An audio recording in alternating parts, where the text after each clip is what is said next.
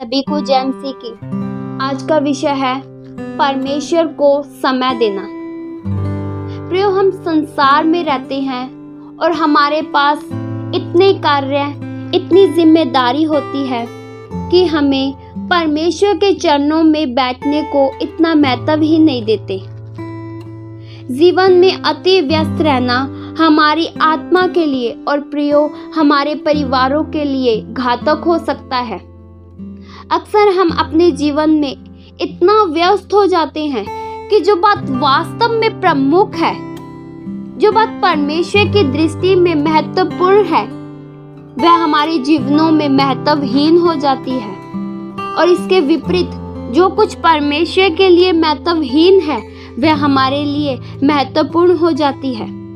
प्रियो, मेरे पिता अक्सर यह कहा करते हैं कि जब वे कम उम्र के थे तभी उनके पिता की मृत्यु हो गई और उनमें यह हमेशा उन्हें यह एहसास पीड़ा होती है कि वे अपने पिता के साथ समय नहीं बिता पाए।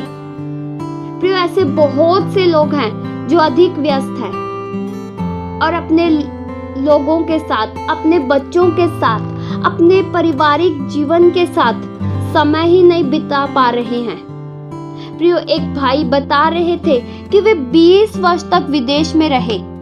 वहां उन्होंने बहुत पैसा कमाया, परंतु जब लौट कर आए तो उन्हें पता चला कि उनकी माता पिता की मृत्यु हो चुकी है। उसकी बड़ी बहन की जिंदगी बर्बाद हो चुकी है। जीवन में इतना सब कुछ कमाने के बाद भी वे खाली हाथ ही हैं। प्रियो, आज पैसा कमाने की धुन में, बड़े बड़े पदों को पाने की धुन में, अपने कार्य की व्यवस्था में, जिम्मेदारी को पूरा करने में हमेशा जीवन किसी मशीन के समान होता जा रहा है, जिस कारण जीवन में निराशा, दिन पर दिन रिश्ते सिर्फ नाम के होते जा रहे हैं। प्रियो, पिछले जमाने में हम जानते हैं पूरा परिवार एक साथ बैठकर खाना खाया करता था। अब एक साथ बैठकर खाना खाने का टाइम जरा सा भी नहीं है, क्योंकि सभी व्यस्त हैं, सभी अपने अपने कामों में लगे हुए हैं। इस कारण परिवारों में भी बिखराव बढ़ता ही जा रहा है, प्रेम खत्म होता जा रहा है। प्रियो, एक बहुत प्रसिद्ध पेंटिंग है। इस चित्र में प्रभु यीशु मसीह द्वार पर खड़े हैं और खटखटा रहे हैं। एक बार यह पेंटिंग को देखकर एक बेटा ने अपने पिता से प्रश्न पूछा कि डैडी, प्रभु यीशु मसीह दरवाजा पर खड़े हैं और खटखटा रहे हैं, तो लोग दरवाजा क्यों नहीं खोल रहे हैं? पिता के पास कोई जवाब न था। उसने कहा, मुझे नहीं मालूम कि लोग दरवाजा क्यों नहीं खोलते। इसके बाद बच्चा थोड़ी देर तक सोचता रहा और फिर उसने कहा कि मैं बताता हूँ कि ऐसा क्यों है। शायद भीतर इतना शोर है कि जब प्रभु यीशु मसीह खटखटा रहे हैं तो उसकी खटखटाने की आवाज उनके कानों तक पहुंच ही नहीं रही।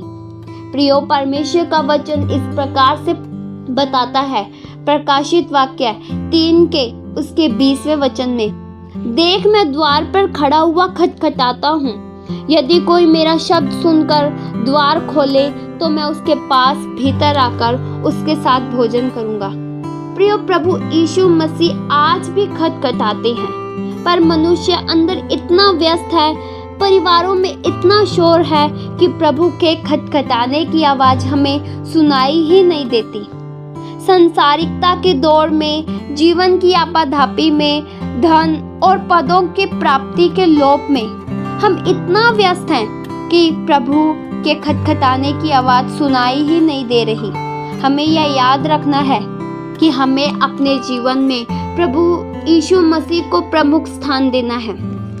प्रभु यीशु मसीह ने कहा, यूहन्ना 14 के उसके 2 वचन में लिखा है कि मैं तुम्हारे लिए जगह तैयार करने जा रहा हूँ कि जहाँ मैं रहूँ वहीं तुम भी रहो। प्रियो, जब न्याय का दिन आएगा तब कुछ लोग दाहिनी तरफ खड़े होंगे और कुछ लोग बाईं तरफ। जो दाहिनी तरफ खड़े होंगे, प्रभु यीशु मसीह उनसे कहेंगे, हे मेरे पिता के धन लोगों, उस राज्य के अधिकारी हो जाओ जो जगत की आदि से तुम्हारे लिए तैयार किया गया है। प्रिय, बाइबल में कुछ अभागे लोगों का वर्णन मिलता है जो स्वर्ग का आनंद नहीं पा सके क्योंकि वे इस पृथ्वी पर व्यस्त थे और प्रभु यीशु की बातों को महत्व ही नहीं दे पाए। जिसमें से पहला है यहूदा इस्करियोती, जो प्रभु यीशु मसीह के साथ रहता था, जो प्रभु यीशु मसीह की रोटी में से भी खाता था, जो प्रभु यीशु मसीह का परम मित्र था। उसने प्रभु यीशु मसीह के आश्चर्य कर्मों को भी देखा, जिसने देखा कि कैसे प्रभु यीशु मसीह ने आवाज दी, मुर्दा लाजर कब्र में से बाहर निकल आया।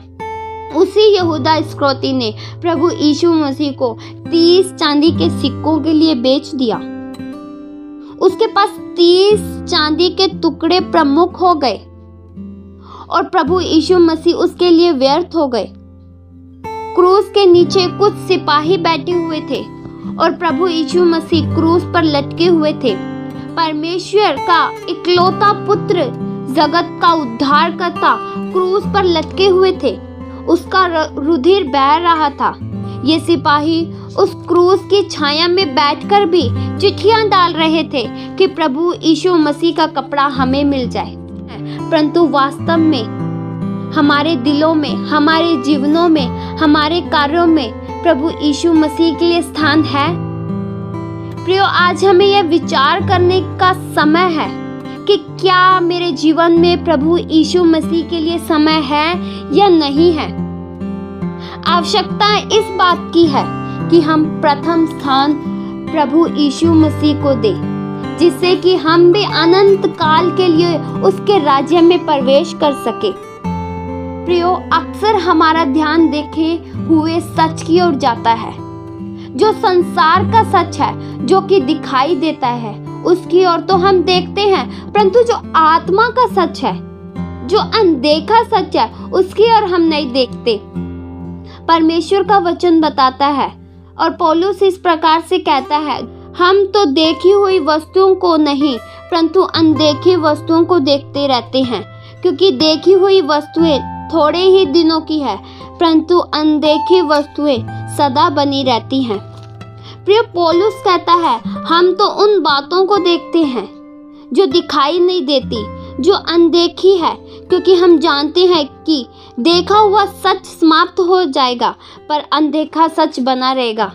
प्रिय, एक सच शरीर है जो दिखाई देता है और एक सच आत्मा है जो दिखाई नहीं देती।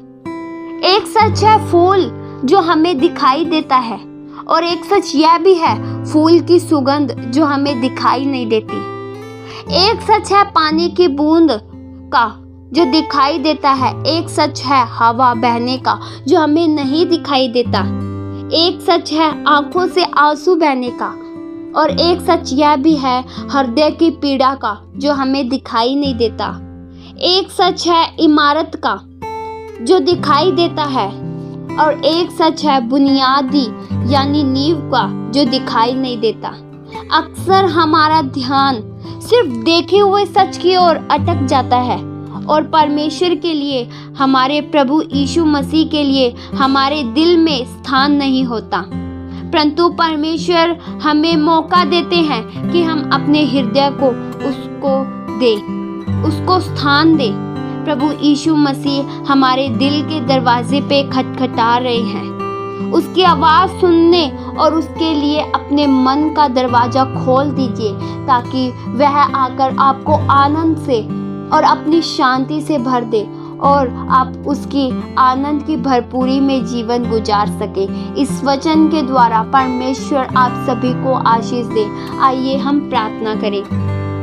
हालेलुया। स्वर्गीय आसमानी पिता, हम आपका धन्यवाद करते हैं। परमेश्वर, हमारे जीवन में आपका स्वागत है।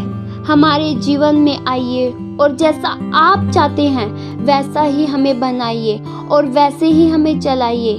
हमारे जीवन पर अपना नियंत्रण कीजिए। हमारे जीवन में प्रथम स्थान सिर्फ प्रभु आपको मिले। हम अपने जीवन में कीमती समय आपको दे सके। हम आपके चरणों में बैठकर आपकी सुन सके। हमारे जीवन में ऐसा कार्य कीजिए।